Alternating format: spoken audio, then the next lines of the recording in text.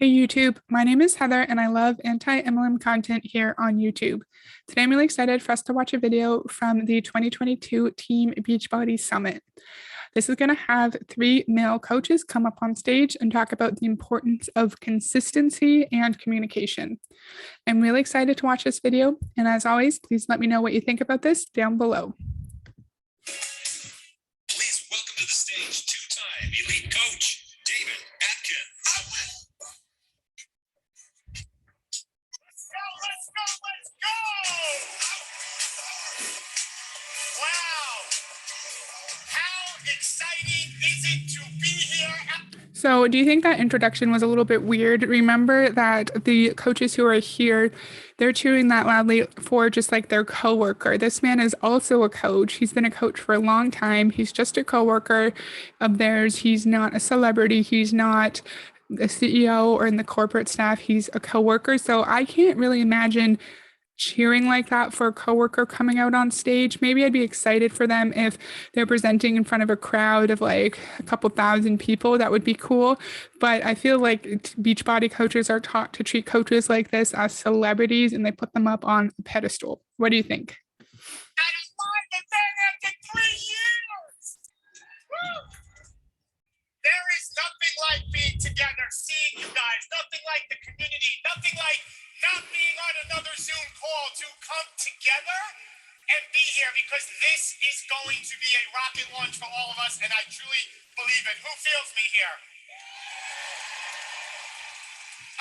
Please note that the people who are on the floor near the stage, those are all the premier and elite coaches. So the people who are at the very, very top of the company, and those who are lower ranked are in like the lower or upper bowls. I'm not sure how much they filled up this stadium. And he said Summit is like a rocket launch for their business. And that's true, because I said this in my last Summit video. When you're around 10, 20,000 people with the same goals, same vision, who are all obsessed with the same company as you, of course, that's going to inspire you and lit a fire in your belly to go home and recruit more coaches and try to sell more product. What do you think? I'm really excited about what I get to discuss with you guys and what's coming in the next 20 minutes. But I have 3 quick questions for you. By a show of hands, how many ladies in the room struggle with a unsupportive, difficult spouse, male spouse, or significant other? Show of hands. If you're not raising it, you're lying. How many ladies in the room want to know how to get their male spouse or significant other involved more in the business? Show of hands. There we go. Now, I don't fault this person because unfortunately this is a societal issue, but he's saying how many ladies in the room have an unsupportive male spouse. That's assuming that all the ladies in the room are heterosexual. That's assuming that there are no men in the room who have an unsupportive male spouse. It's assuming that we're heterosexual. That's called heterosexism. Not his fault. It just is a broader societal issue. What do you think? And how many men in the audience, or the men that are there, or the live stream, I see you, want to know how to actively build this business? Well, I'd like to say that I went through all 3 areas and had success, so I know it's not possible, it's past possible to succeed in these areas. So what you're going to hear in the next 20 minutes and what you're hearing at Summit is an opportunity of a lifetime to take what you learned and apply it. But my question for you, before I call out my 2 friends, are you willing to take advantage of the lifetime of this opportunity that's presented to you? That's what's going to make a difference. No, sir, that's not what's going to make a difference. Of course, people are willing to take advantage of the opportunity because it's sold in such a way that like all their life challenges are going to be magically fixed through Beachbody. Of course, people want to fix their challenges. Of course, people are going to try their best. And that's not all the difference. It's based on when you can get into the scheme, how well you can recruit, your presence on social media. What else? Your background, if you've been in sales before, if you were a business owner before, if you're highly educated, maybe you have a degree in business or economics, or you have a lot of like life experiences, all of those things are going to impact your ability to be a good coach in Beachbody. What do you think? Without further ado, I want to bring out my 2 good friends, fellow rock stars, Jamie Fitzpatrick and Michael Coleman.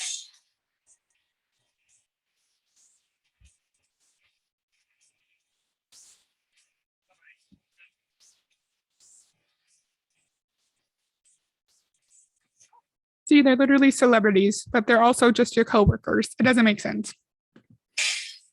We're here. We're here. Holy cow, we're here. I was saying I'm usually insecure about my thinning hair, but up here I feel really something good. What?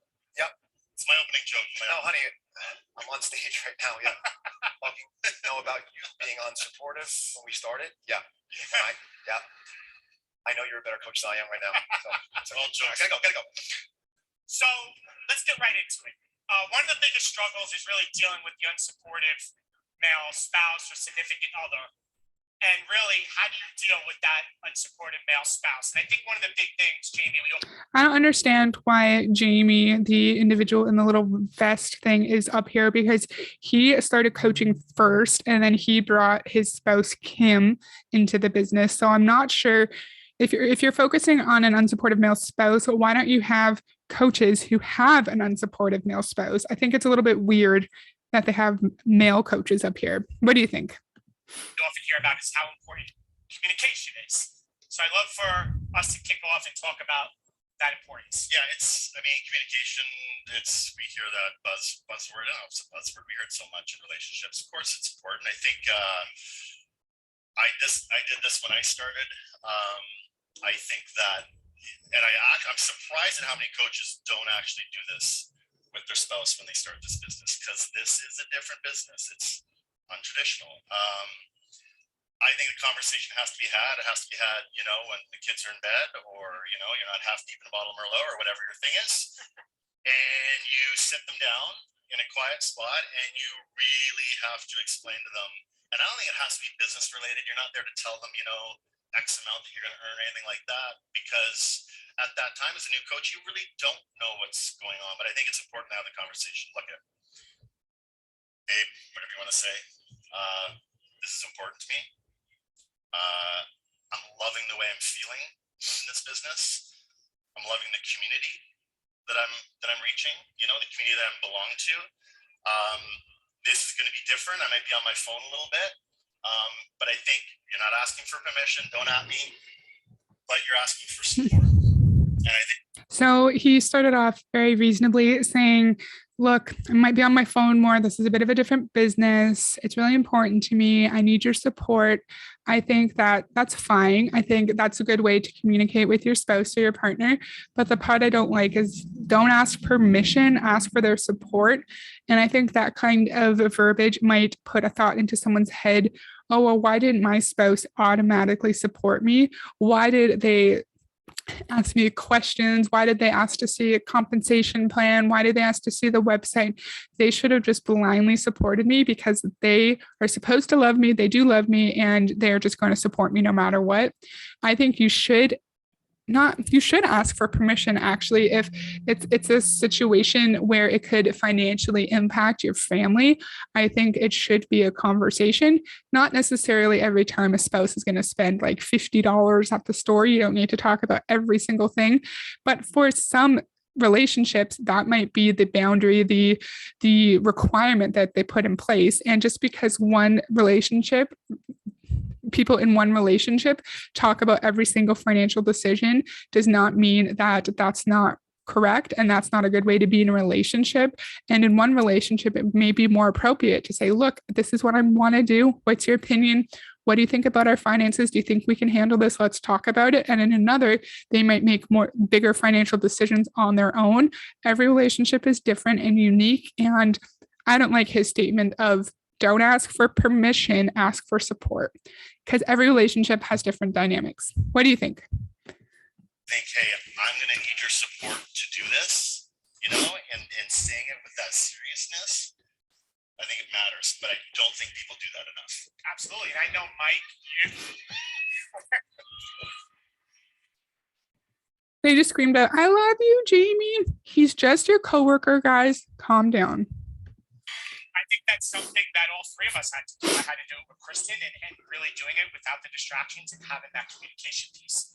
But moving into another point, I think consistency, we say it with success in business, but I really think when you're dealing with this exact issue, Mike, consistency is really paramount when it comes to success as a coach.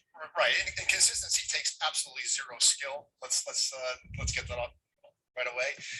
I don't think that's true. I think it's going to be harder for some people to be consistent than others. What if you have like ADHD or ADD that makes it really, really hard for you to focus? What if you just your personality makes it hard for you to focus? I think being consistent could take skill, and it could take a lot of mental effort for someone to sit there and be consistent. And just because it takes no skill for this man does not mean that it takes no skill for every single coach in Beachbody. What do you think? I'm probably overthinking it, like I overthink everything. I was at a luncheon yesterday and I heard so many people talking about consistency. I was consistent, but what does that mean?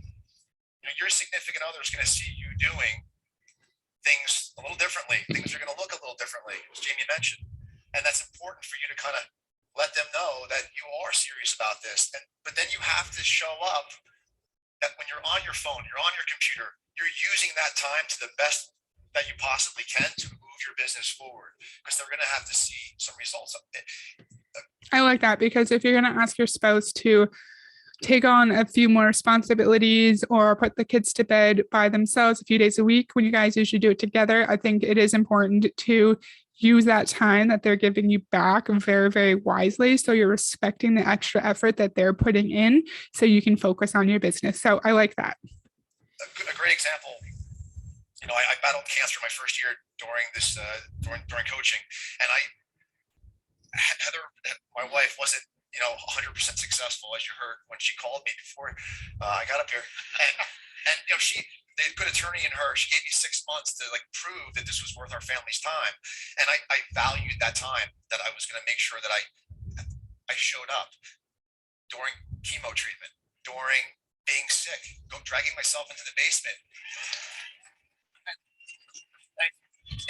I dragged her with me because I needed to prove to her. She was my biggest skeptic, and if I could prove to her, I could prove to anyone. I think it's so important that you just take that as a responsibility.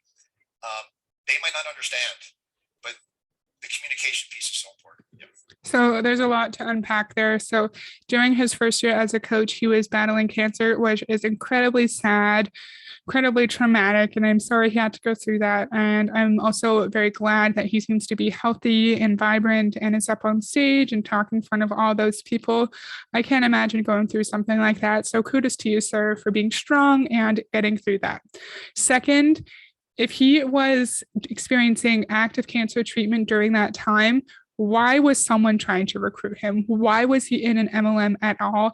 How did they bring this poor man in during the most challenging time in his life? Do you think it was phrased as, if you're healthy, if you drink Shakeology and you exercise, you're going to be able to get through chemo faster. You're going to have a better response to the medicine. Or do you think it was like, oh, you need community right now. You need support, so you can join Beachbody and find that support. That's just so sad, because you're at your most vulnerable state during treatment for a disease like cancer. And so sad that someone saw that and used it in such a way to bring him into their downline. Very, very sad.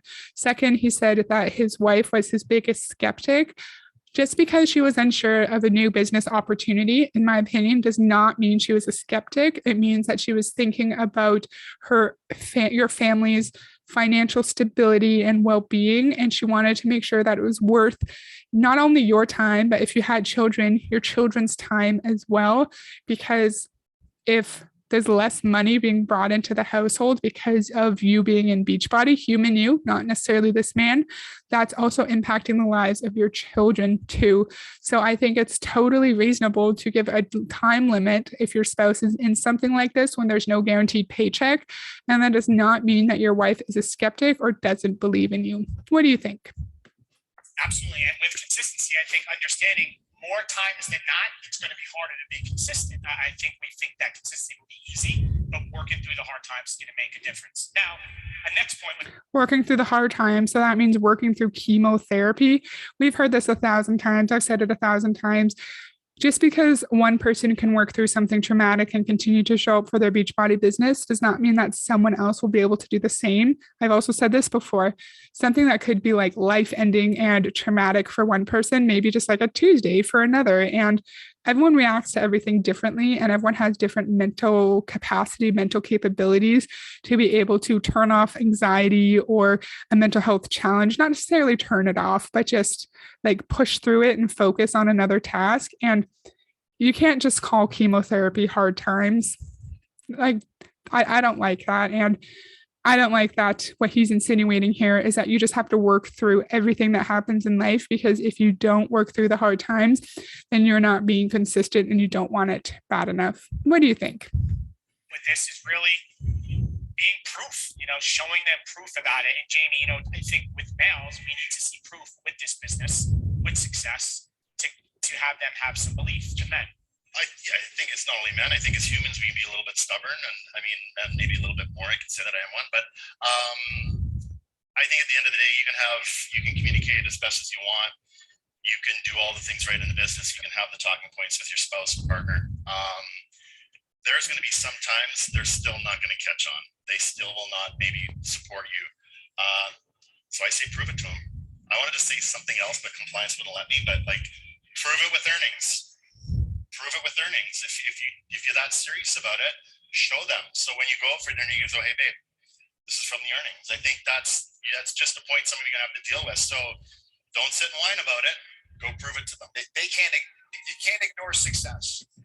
Sure, Jamie, that could be the case if the only issue a spouse has is because they're worried about the financial part. Sure, I guess. But then if I've talked about this a million times on my channel, if someone's worried about not just losing money, but maybe they're aware that Beachbody is an MLM and they're doing research.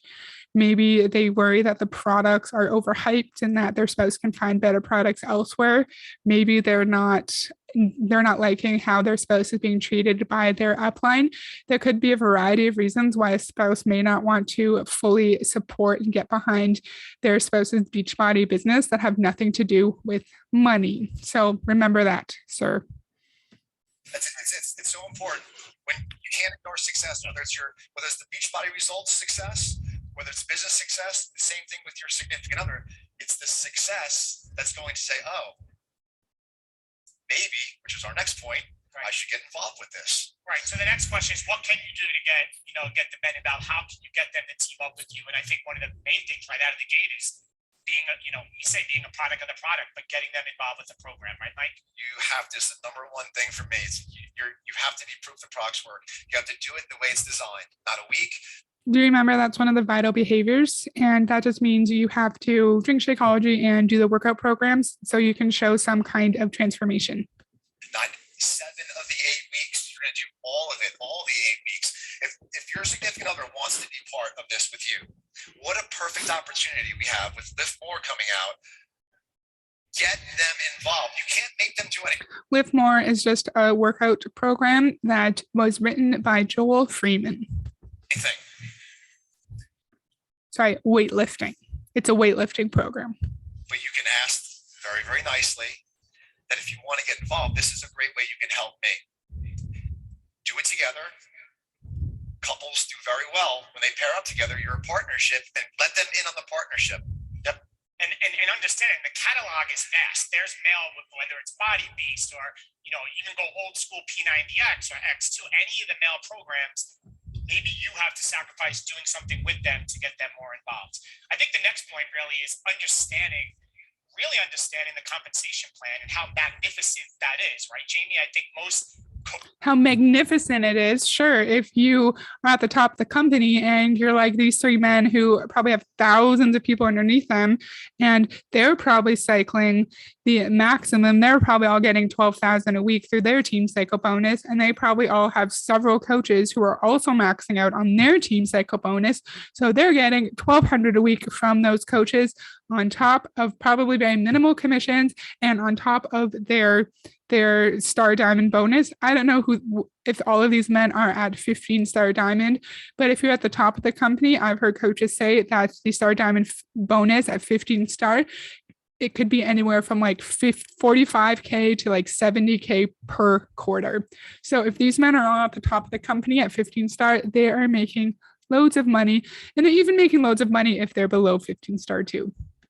Coaches and ladies, we don't understand it, and I think therefore the men don't understand as well. And I think them understanding it plays into that. Yeah, compliance is gonna start twitching here in a sec, but you can't explain this in a minute, so I won't try to. But I think it's up to you to dive into your back office to understand that, because they're never going to do it if you don't do it. And I'm always surprised how many coaches don't know what sponsorship drill down is. You know, have you ever gone into your earnings commissions and clicked on the hyperlinks and gone and figured out what everything is? I'm shocked at how many people don't do that. I say that with respect, but that's part of your process. That's part of you building up that competence, so your confidence is elevated. And you just have to dive in there. You have to go where you're fearful, and that's part of this process. They're never going to get back there if you're not back there. So that's a big one. I mean, you know, team bonus. I know we got LV, RV, EVP, and there's a lot of different things out there, you know, but we've got quarterly bonuses, you know, we've got matching bonuses, we've got all those things. For them to grab hold of that and understand those concepts, you have to kind of get that first. You have to tackle that first. Jamie, I think that's good advice. If you want your spouse to do a certain kind of behavior, you have to do it too. I don't mind that. But I think it's really contradictory to what we hear a lot of Beachbody coaches say, to not be stuck in analysis paralysis. And you don't need to understand every little thing to be a successful Beachbody coach. He's giving us solid advice of going into the back office, understanding all the different bonuses, all the different kinds of volume. I don't know what EV means. If anyone knows what EV is, tell me down below. And that's great. It's important to understand how you're paid, but other coaches have said you don't need to know everything to be successful. You don't need to know every little thing about the compensation plan.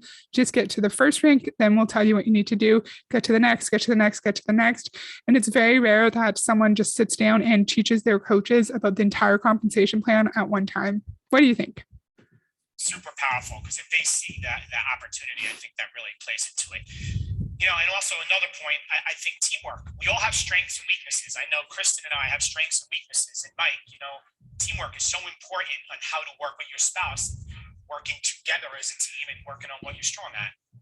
Yeah, once you kind of see that your significant other wants to be part of this with you, you do have to work off your strengths and weaknesses, and maybe even check your dislikes and your likes. I firmly believe you should keep all income producing activities or your IPAs kind of stay with you, because you're the face of the business, and they might not want to be the face of this business. They might not want to be on social media.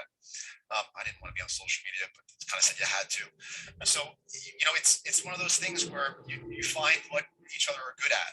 You know, for me, it was bringing Heather in to handle emails. She's very good with emails, and that took a lot of workload off of me. You know, and sending emails out for new challengers and coaches and challenge groups. The lead program, it took a lot of stuff off. And when you kind of divvy up the responsibilities, it frees you up to do more of the things that matter most to grow your business. And you know what? Maybe it's just like, I need time. Can you watch the kids for an hour? Like, maybe it's as simple as that, taking care of dinner. You don't know, it doesn't have to be part of the back office, but it's something that if they want to be part of this with you, however they're going to start, maximize the time that you're given to move your business forward. No, 100%. Good advice. I was nodding through that whole time. If your spouse wants to be involved with you, give them a task that's not directly related to your income, like emails or, I don't know, responding to messages, and you take care of the income producing activities. And he has a good point. Not everyone wants to be the face of your business. And so you can just utilize the skills and the desires of your spouse in order to help you and take the workload off you. I think that's a good idea, and I don't have any issues with that.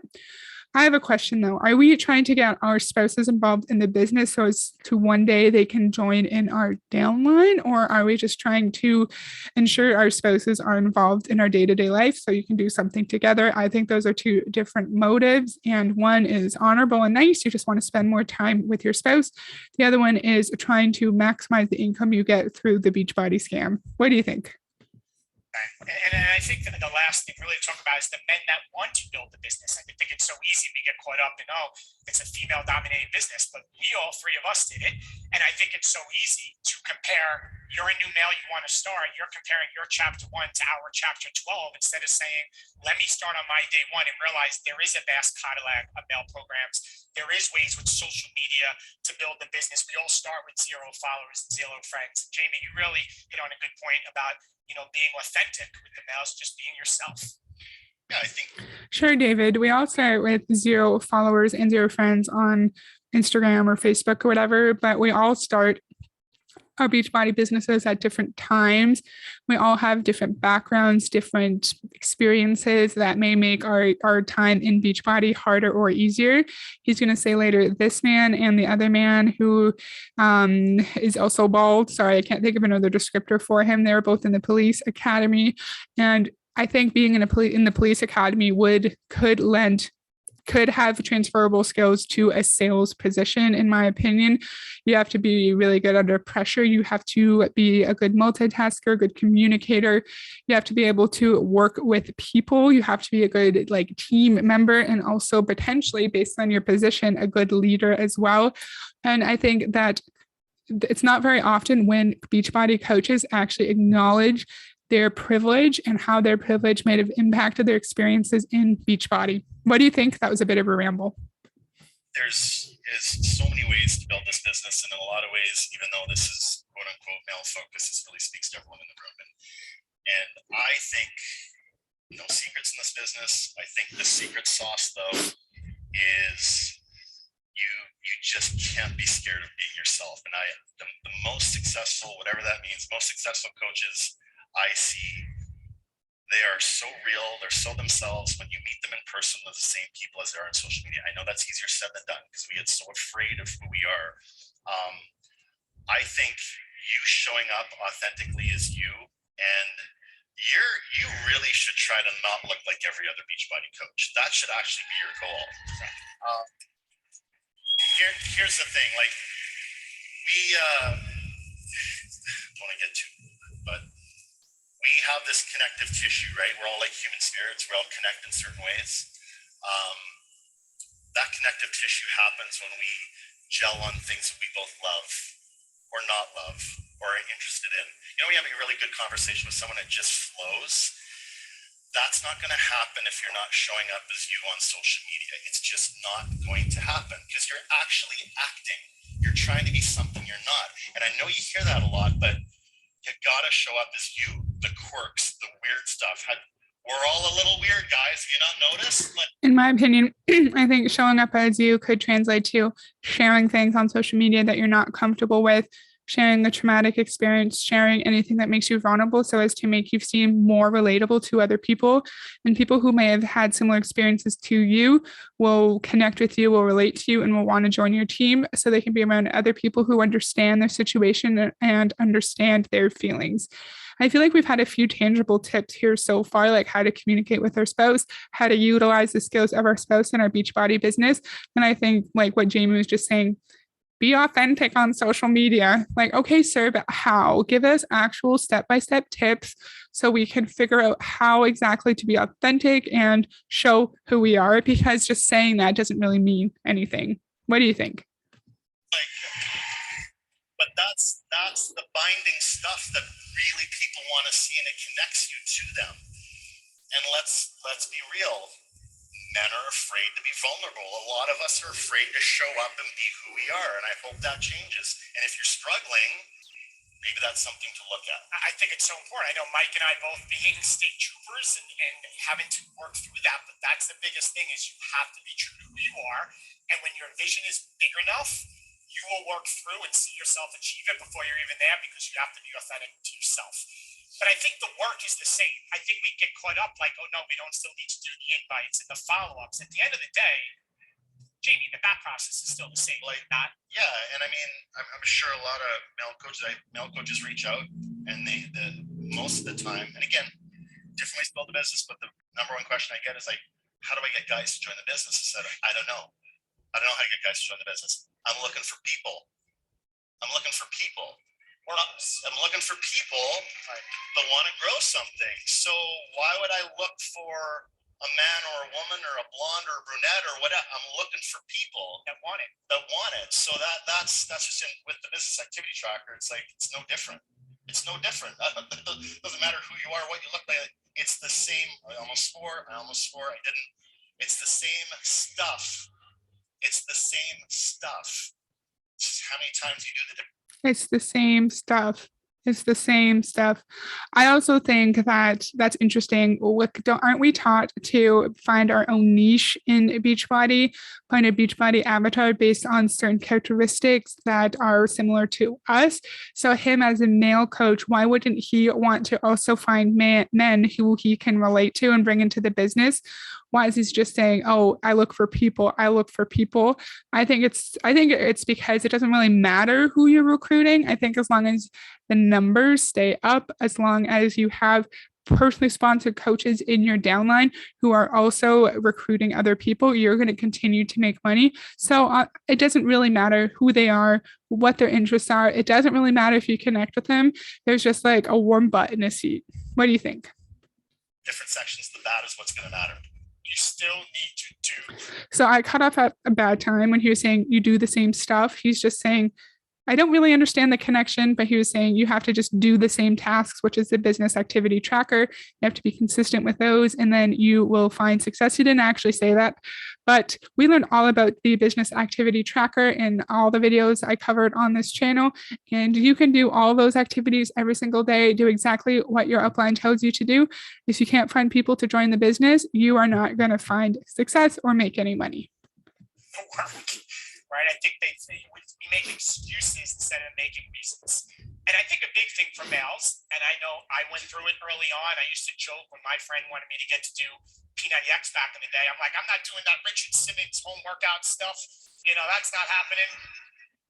Because I think it's the ego that gets the best of us. And I think that we have to work through that. And Mike, ego, right? And something that I think all men have to overcome. Ego, stubbornness. There's a whole bunch of things. Listen, I was an academy instructor for 14 years. I was the person really in your face. And I remember having a conversation with this guy. I don't know if you guys know Sean T. I had a conversation with him when I was a PC, like a preferred customer, really. Back then I was a discount coach. And he's like, "Are you going to take this serious? Like, you're going to coach?" I'm like, "I don't know." It's like, "Well, you're not going to be successful. I'm never going to forget this. You're not going to be successful until you're ready to get vulnerable." And I'm like, "Oh, law enforcement, like that's not an easy one. I'm not even on social media." But I took that to heart. It doesn't mean, it's however that looks for you, it has to look different for everybody. And you don't have to open up your closet to everybody, but you do have to be authentic and put yourself out there a little bit. And that's really important, because you're not going to attract anybody that you're meant to attract without having that vulnerability a little bit, and kind of letting them in behind the curtain. And again, that was a hard. So first, I like his honest discussion about how hard it is for him to be vulnerable and put down his walls a little bit because of his career and how he was required to be in people's faces. I appreciate the honesty. Second, if I were to hear that I had to be vulnerable in order to be successful at my job, I would take that as a major, major red flag. I'm not sure if there are any other industries where you have to be vulnerable and share personal parts of your life with the public on the internet in order to be successful. Maybe like motivational speakers, maybe, although they don't have to do that if they don't want to. So I just wonder, why people don't hear that and think of that as a red flag. I do know why. It's probably because a lot of these people who join Beachbody are very desperate for a change, are vulnerable in some manner, either with mental health, financial aspect. Maybe they don't have a lot of friends. Maybe they just moved. Maybe they're a military spouse and they move constantly and they just need something to change. So they're not aware of the red flags, or maybe they are aware of it and it does make them feel a bit strange, but they're experiencing cognitive dissonance and they just push down those negative feelings and keep pushing forward so they can see change in their life. What do you think? That was a hard thing for me. My background, it was frowned upon, very much so. So I did that. I took that to heart. I was open and coachable, And I think it circles back to the original reason of why I started. If you're a male coach, are there any male coaches here? Because Yeah, we are.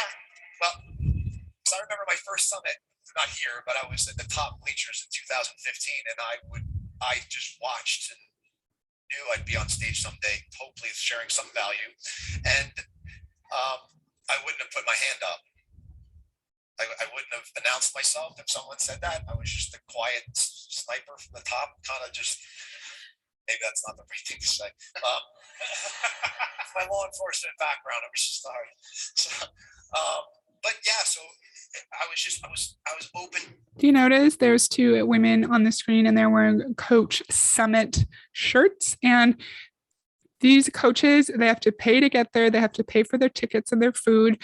And then there's also a lot of shopping at these summits. So there's different like merch for the summit, and there's also different merchandise for the different programs. You can get new flavors of Energize. You can get the new supplements first thing and last thing, which I'll talk about a little bit in a different video. You can get the 4-week gut protocol.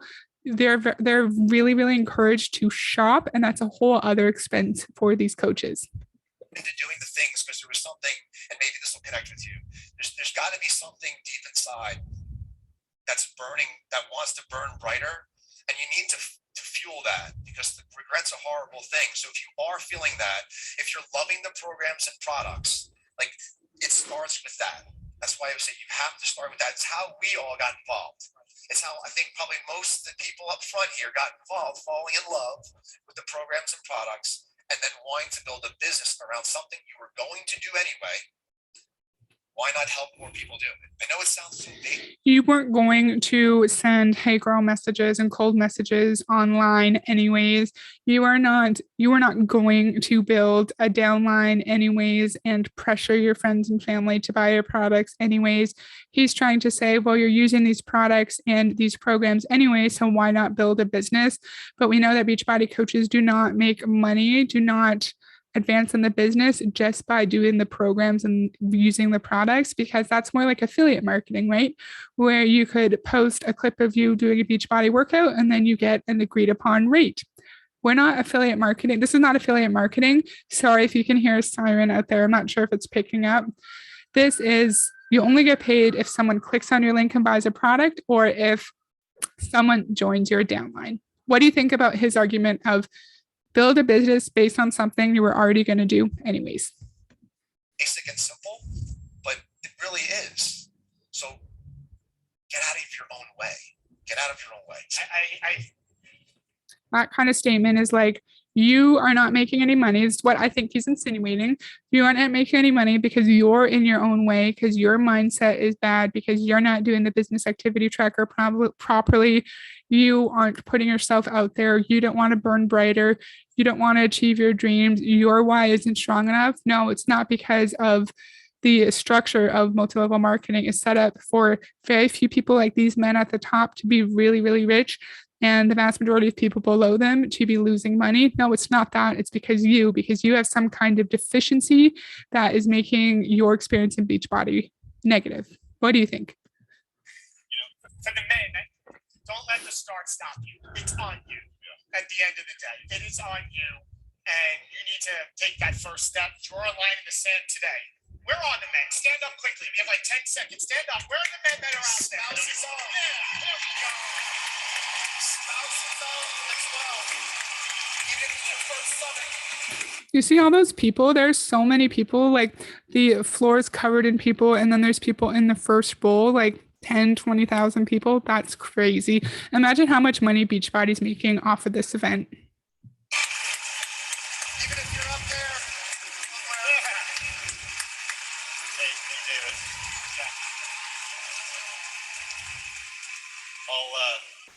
I'll try to get this out. Shit, there, I swear I got it. We got to keep our men healthy. Yeah. We know that story. So he experienced something very traumatic that was shared across social media all over Instagram. 2019, he experienced a cardiac arrest, and his wife, who is also a Beachbody coach, had to save him, right? Horrifying, traumatic.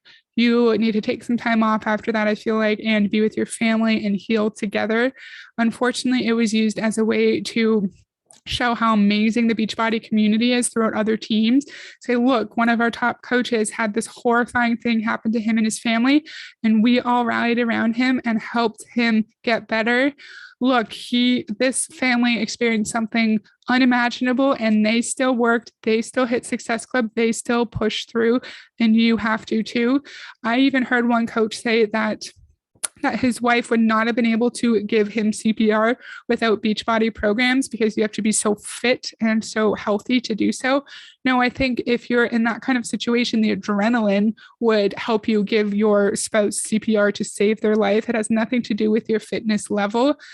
Unfortunately, this horrifying experience that no one should ever have to go through was used to draw on people's pain points, not just by them, but by the entire network, to draw on people's pain points who don't have a community, who are scared for their own health, who are going through health challenges of their own. And I just don't like it. I'm sorry they had to go through that, but I don't like how it was used by the entire coach network to push Beachbody on people who are already vulnerable. What do you think? So we're going to end with this. We have a special surprise for all the men. Doesn't matter if you're a preferred customer. It doesn't matter if you're a new customer. It doesn't matter if you are a coach. Mike, Jamie, and I are going to run a Lift More Dude group with Joel starting in August 1st. To be in this group, you have to commit to the program and the nutrition. None of this digital only crap. I'm just calling it as it is. We want to go all in with the results. No digital only crap, because that means you're not paying for VIP early access. You're not purchasing a challenge pack. And if you are signing up under him, he's making less money off of you. What do you think? We're going to open up this group just for the men, any man that signs up. So follow Michael, Jamie, and I on social media. Get connected. Let's blow up, lift more. And we're here for you. And let's do this. Thank you. So that's all I have for today. I thought this was really interesting, hearing a panel of male coaches talk about their experience as a coach, their experience of being a coach in Beachbody and the different challenges they have to go through. I thought this was really interesting, seeing a panel like this in the Beachbody context, the production value, the music, the lights, how big the stage is. It's really like these men are celebrities, even though they are just co-workers. They're your co-workers. They're not celebrities, but we all know that in all MLMs, the people who are at the top of the company are idolized or treated as celebrities, and everyone wants to be them. Everyone wants to be near them. And I find it very, very strange and weird, in my opinion. So I have one more Beachbody Coach Summit video I want to do. It's going to be a video of lower ranked coaches just reflecting and talking about the lessons they learned at Summit. So when I have time to make another video, that's what I'm going to be doing. I hope you enjoyed this video. Please let me know what you think about the discussion, about Beachbody Summit, about anything related to Beachbody down below, and I'll see you next time. Bye.